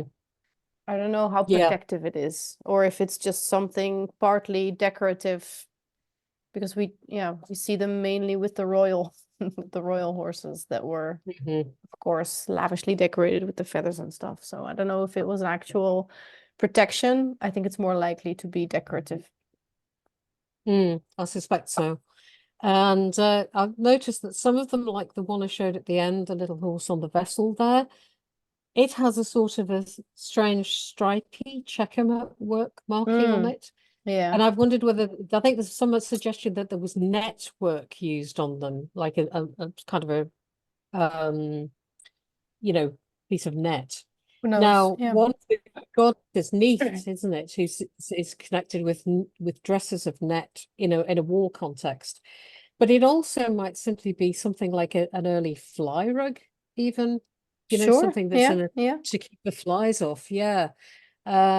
Because not only can you keep flies away with, and that would have been a really big problem with material, but also with decoration. Like apparently, if you make fly sheets out of zebra marked fabric, Right. they're much more effective than just a plain white fly Yeah. sheet. Yeah. So there could be all sorts of reasons for for everything from decorative to useful, practical, and both, I guess, really. Yeah. True. Mm. I saw someone asked if they were also ridden. We know that they did ride, but the main way of transportation was really chariot. I'm just looking for if I can find the one in the Tomb of Horemheb, because there we go. It's really nice. So these scenes are mainly interpreted as messengers who, as part of the military campaign, go ahead and of course either communicate between the two or whatever camps, or spies basically who like discover the lands before the battle actually starts. The reason for that is that, of course, they are much more flexible and much more mobile than horses and chariots. A horse rider could go anywhere, and the horse chariots, of course, can't. So this is a very nice example from the Tomb of Horemheb at Saqqara, where the man is sitting quite far back. So we don't know if we should interpret that as this is how they rode horses, or as the artist being more familiar with donkeys being ridden, which is something that had been part of the Egyptian culture for over 1,000 years by the time the horse was introduced. So it's possible that the concept of riding was projected onto a new animal, and that's why he's sitting backwards, or the Egyptians just rode their horses like this. In any case, the rendering in this case is not really relevant because the content still works. We still interpret this as a horse and a rider.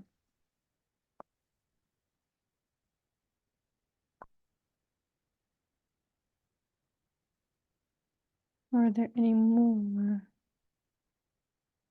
Oh, Kate has a question for you. What are other Bronze Age parallels to the fixed rod rowel? Rowel? How early do you see them? That's an interesting one. I was going to say it's a peculiarly Egyptian thing, but I'm not 100% certain that it is. I'm not sufficiently knowledgeable about Assyrian or Hittite chariotry to say with absolute conviction that it is an Egyptian thing. We had them in Megiddo. I'd need Let me to check. right on the Assyrian. Megiddo. Oh, the stables. on the Hittites, right. They were published. Yeah. I don't know if the tethering hole, if there's a picture of that, but here's where the horse was gnawing and stuff. Yeah, but in the same chapter, the author describes how they had these tethering holes, or is that not what we're talking about? Talking about the rowels, the fixed rods and the rowels. Oh, Have sorry. you got any pictures of Hittite chariotry around handy, No. or Assyrian?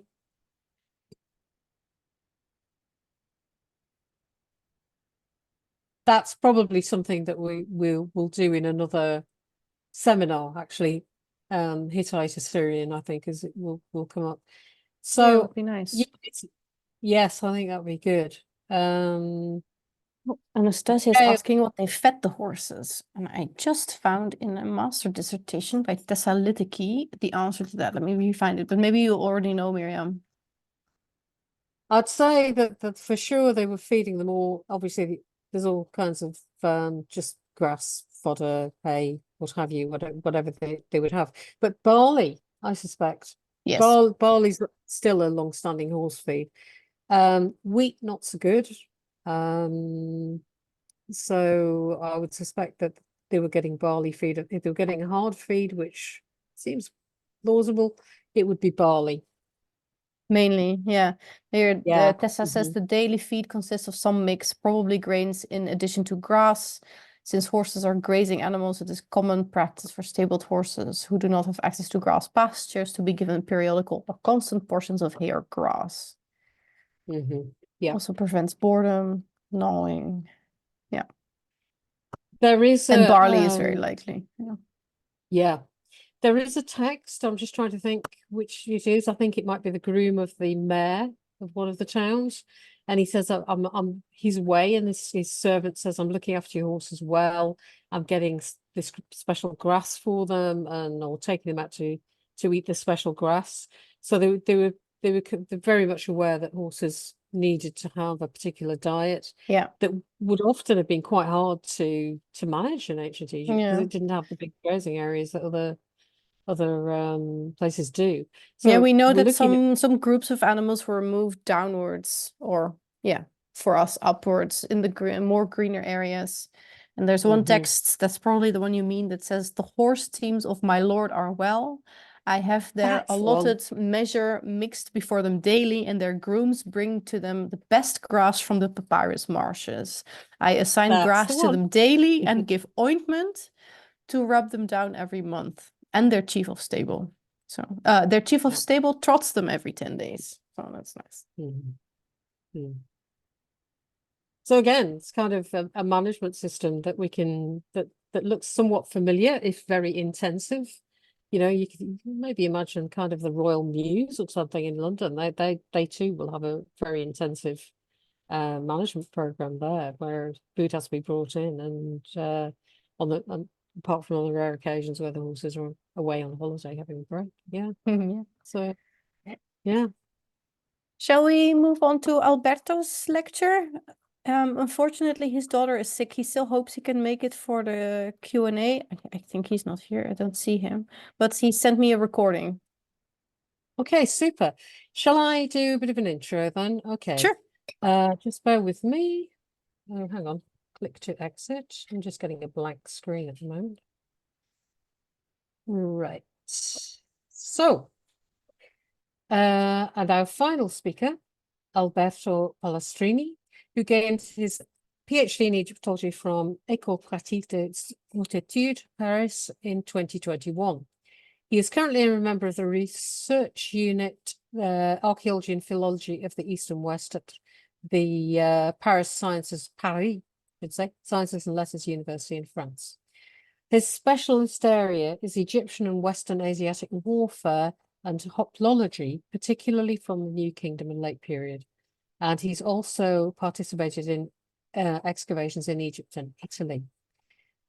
Alberto is going to be telling us about he's going to be outlining our current understanding of ancient Egyptian horsemanship. This is where the riding comes in. And he'll be discussing the recent discovery of King Senebk's tomb at Abydos, which has helped to strengthen the old theory that horses were ridden before the introduction of the war chariot during the 17th dynasty, perhaps even as early as the Middle Kingdom. So how extensive is our knowledge?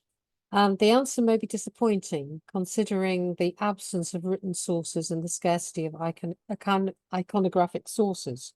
However, the few data available are not without significance. So according to images, this has been an image-based discussion, Egyptian equestrian traditions were far more advanced than generally assumed, especially about warfare. In this instance, we can assume that horses and riders received quite difficult physical and military training from the crews and steeds of war chariots, but in both cases it was repetitive and harsh. Training for mounted archery probably had to be even more rigorous to enable the perfect synergy between man and horse, which formed the most effective weapon system of antiquity. So now for Alberto's talk.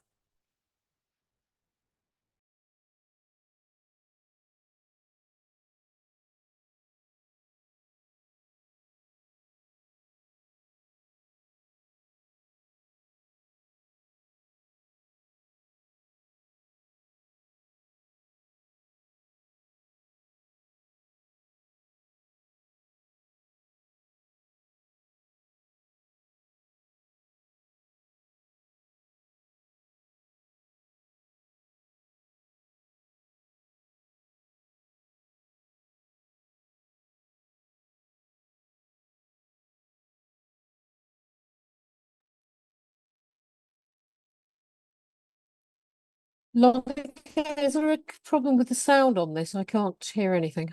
I don't had think anybody else muted can either. myself. Can you hear it now?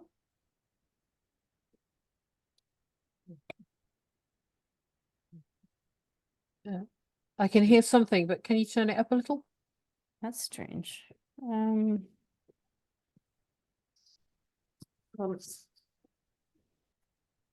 The tomb of a previously unknown pharaoh How about now? belonging to a Yeah, regional dynasty. that's better. Yeah. Wait, let me know if you can still hear it now. No, I can't hear anything.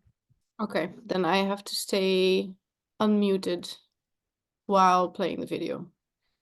Okay. Reviewing the words related to the New Kingdom warfare, one has the impression that the role of horsemanship in the Egyptian army has been somewhat overlooked. There is no time here to explore all the stages of the journey that horse made from Eurasian steppe to the valley of the Nile. I will only say that archaeology tells us that the horses were introduced into Egypt during the early Hyksos period, more or less at the same time as the appearance of the light chariot with two-spoked wheels. However, the anteriority of riding in relation to driving a chariot is one of the most controversial subjects, which still has not found an equivocal answer.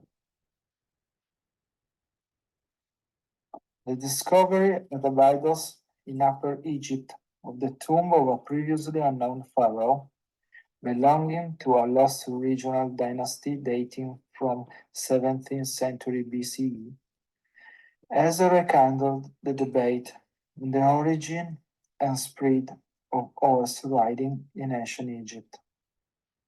The University of Pennsylvania expedition, led by archaeologist Joseph Bagnall, unearthed during the winter season 2013-2014 a hastily constructed tomb at the site of Abydos South, where the body of the king Senebkai has been found broken into several pieces, possibly due to the action of tomb robbers.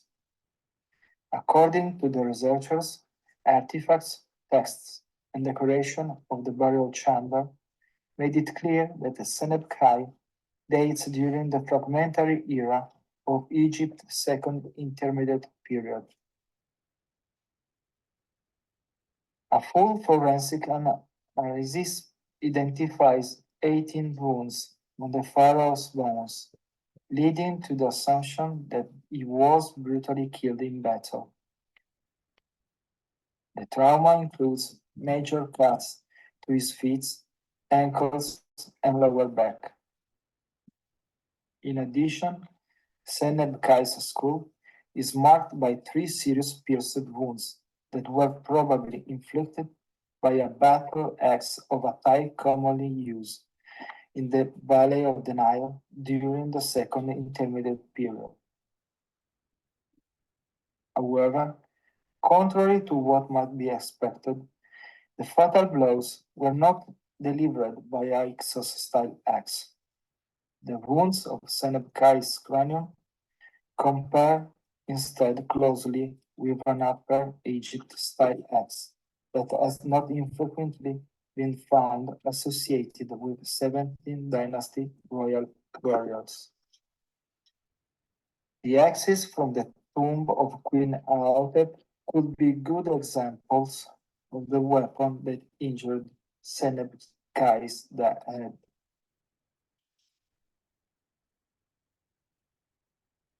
According to the researchers, the angle and direction of Senebkai's wounds indicate he was in an elevated position, possibly on horseback or on a chariot, when he was attacked and killed. Joseph Wagner, attempting to describe the action that led to the pharaoh's death, also stated that, quote, his assailants first cut his lower back, ankles, and feet, and bring him to the ground, and then finished him with axe blows to the skull, unquote.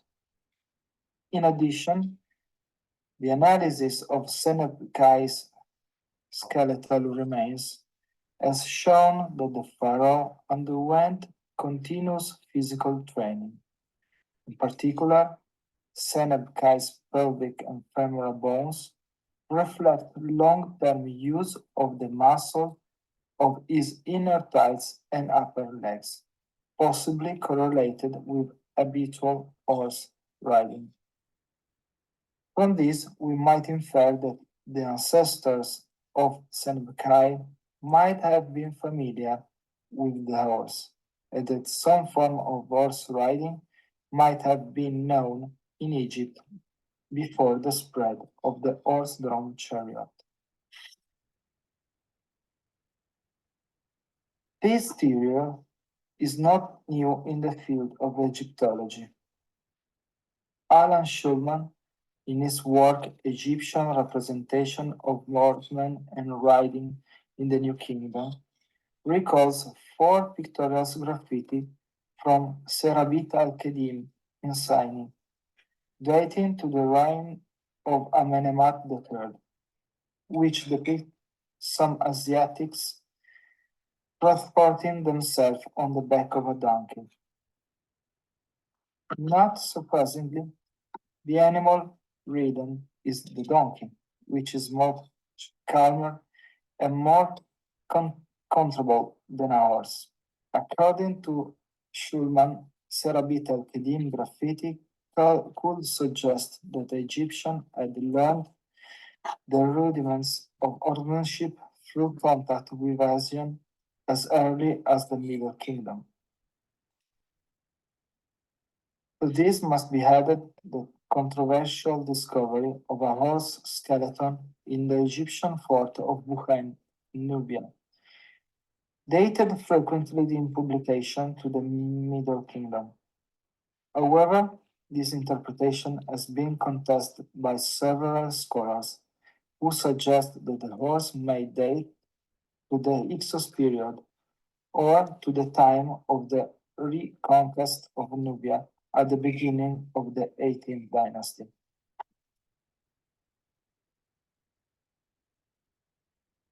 What is certain is that at the end of the 18th dynasty and during the Ramesside period, a series of figures on horseback began to appear in the vast Egyptian artistic production.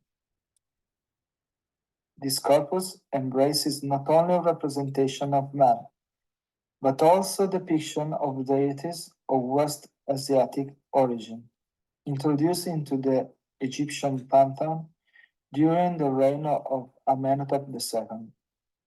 What bonds this mixed group of depiction is their more or less explicit relation with the military sphere.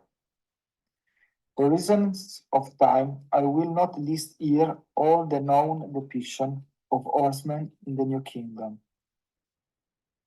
For those who want to delve into the iconographic aspects, I suggest the above-mentioned article by Schulman, Egyptian Representation of Horsemen and Riding in the New Kingdom. The article A Start à Cheval d'après les représentations égyptiennes by Jean Leclerc, and the chapter Les Chevaliers from the book Les Chevaux du Nouvel Empire Égyptien, Origine, Race, Harnachement by Catherine Romeler. I will now analyze two representations that share some similarities. One of the most frequently cited and reproduced representation of horsemen is the well-known relief fragment from the tomb that Ormuzd had made for himself when he was still a high official during the reign of Tutankhamun and Ali in the necropolis of Saqqara. The fragment, currently preserved in the Museo Civico in Bologna, was part of an extensive decoration of the tomb that involved various scenes of military life. Generally interpreted as a messenger or scout, the man rides bareback in a very backward position. The man also holds the reins with his left hand, and with his right grasps a kind of whip with which he probably directs the horse. In order to find a comparison to the previous depiction, we have to look at a limestone relief fragment preserved in the National Museum of Scotland in Edinburgh. Provenance and dating are uncertain, but it is believed that it comes from Saqqara and dates from the late 18th dynasty. The scene depicted is almost identical to the previous one. A horseman, identified as a Nubian, sits on the back of the horse in a rather backward position. His hands are grasping reins and a kind of whip. Again, researchers do not agree on the role of those riding men. Alan Schulman proposed that these men were auxiliaries tasked with scouting the terrain and observing the enemy's movements, using the speeds of their mounts. Schulman's hypothesis has been criticized by numerous authors, according to whom the Egyptian horsemen were a handful of brave men who rode horses occasionally, perhaps to carry messages quickly to the battlefield, without having any real importance in the Egyptian army. According to Littauer and Crowell, the riding technique depicted in these two reliefs and other examples dating back to the 19th dynasty was primitive and more suited to riding a donkey than a horse. Furthermore, Robert Drews, in his book Early Riders, takes up this concept and concludes that in the second millennium BCE, horsemanship had not been developed sufficiently to allow men to fight on horseback.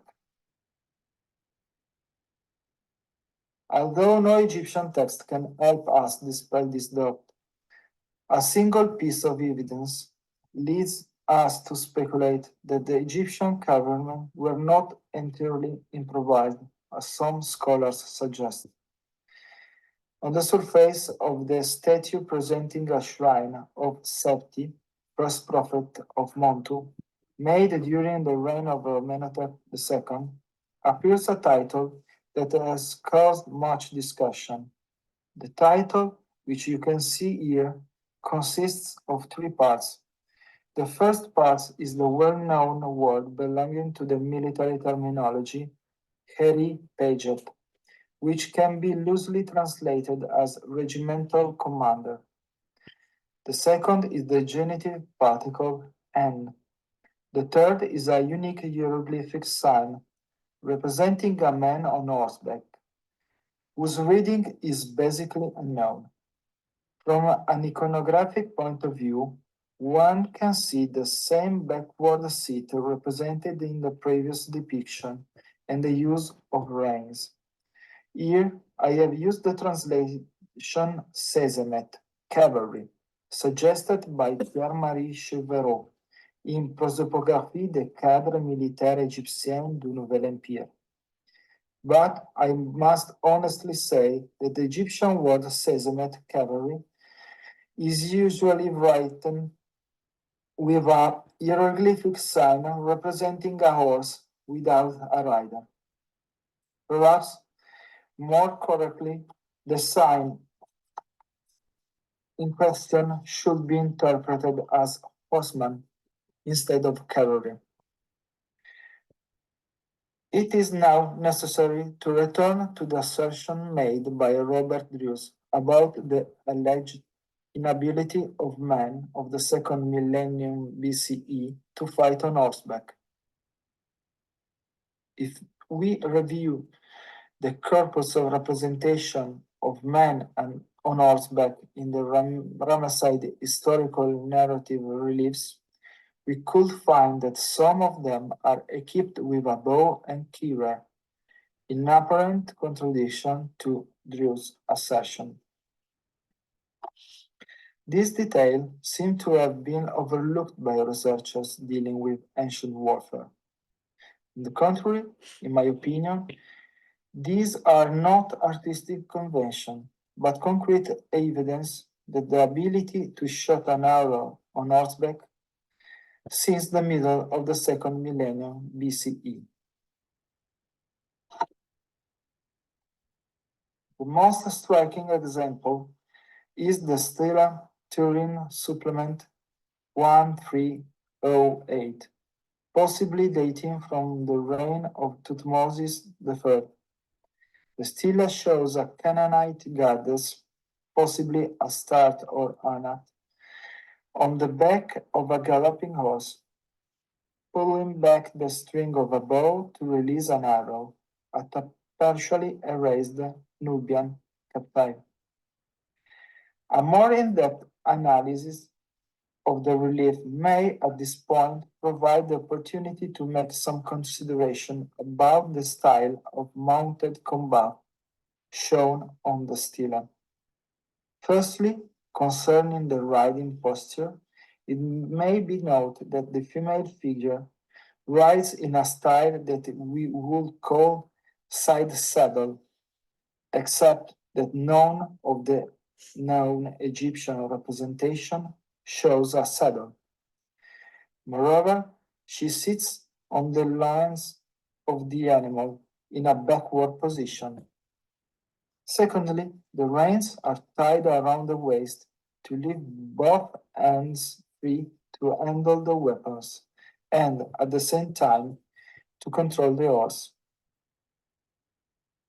As iconographic sources show, this particular technique of controlling the horse was also employed by charioteers. At this point, some might argue that this scene is unrealistic because it depicts perhaps a manifestation of divine superpowers that have no correspondence with the reality of the time when it was realized. Here again, historical narrative relief comes to our eye. A horseman employing a similar equestrian technique is depicted more than a century later in the relief of the Battle of Kadesh carved on the walls of the Temple of Luxor. As you can see in the slide, the horseman favors a backward seat with both legs on one side and with the reins wrapped around his waist, as does the goddess in the previous image. The relief also allows us to appreciate the weapon used by the man. It is an angular composite bow, an expensive object usually used by chariot warriors. Compared to the traditional self-bow, the composite bow was much more powerful, had a higher rate of fire, and gave the archer a more precise aim, even and especially in the box cab of a chariot moving at high speed or, as in this case, on horseback. Since Egyptian reliefs show us archers on horseback isolated on the battlefield, we can assume that the ability to move together in the same direction and maintain cohesion had not yet been developed. Unfortunately, iconographic records do not provide more information about these warriors. For example, we cannot determine how the horsemen kept their steed during military campaigns. Some details of the reliefs depicting the Battle of Kadesh leads us to speculate that horses were kept together in dedicated areas within the military camps. In the slide, you can see a detail of a relief carved on the walls of the Ramesseum, showing the zone of the camp of Ramesses II reserved for the animals. In the last registers on the right, a soldier equipped with a quiver is depicted painting a horse. I like to think that this man is a rider taking care of his four-legged teammate. In conclusion, it must be admitted that we know nothing about the training program horses and riders underwent to perform mounted archery. According to the experience of modern mounted archers, we can only imagine the steps of the hard training that awaited horse and rider. Probably only horses that did not spook easily were selected for training. Next, the selected animals were accustomed to the sight of the equipment and the noise and movement inherent in archery. Only after a while, when the horse was confident enough, did the archer begin to shoot a bow from the back of his horse, whether at height or a full gallop. Of course, the rider had to possess uncommon riding skills and be an excellent archer to be able to hit moving and static targets. Thanks for your attention.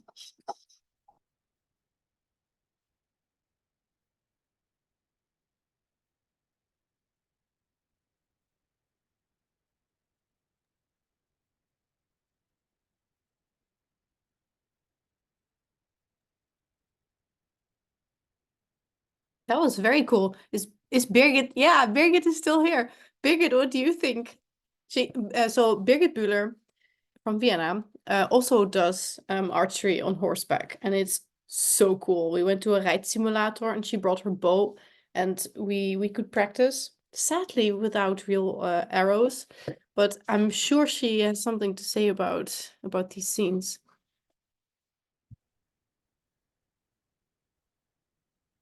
I just don't know if she's able to connect.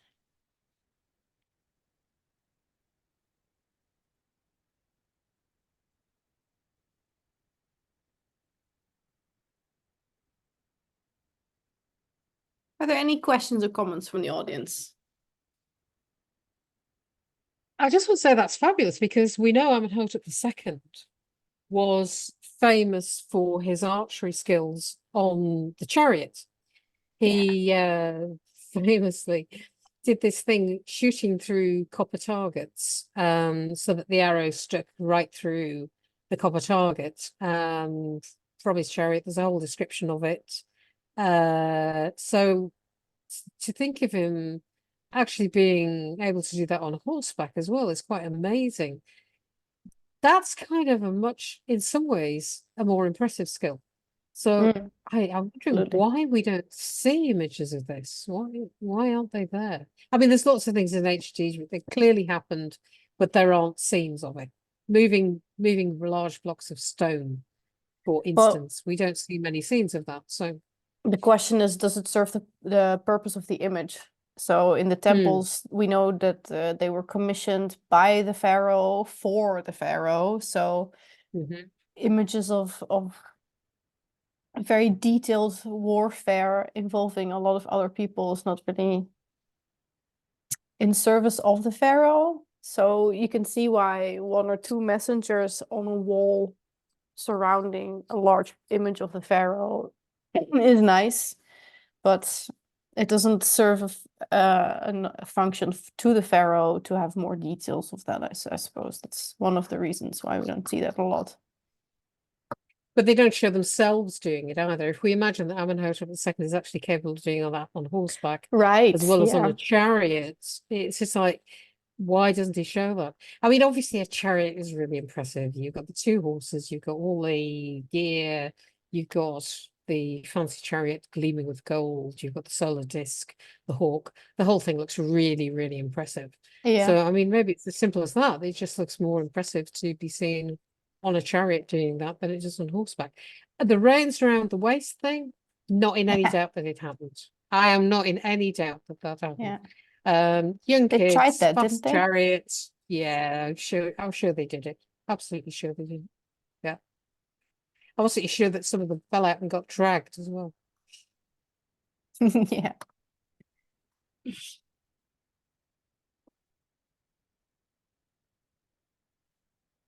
That was a very nice lecture.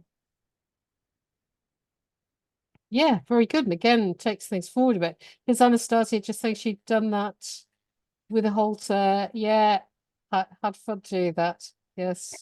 Yeah. Birgit says it's just practice. Practice makes perfect.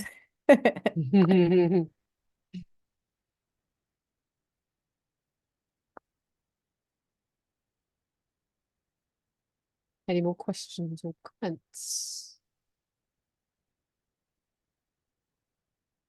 No, that was amazing. So that's taken things forward again as well.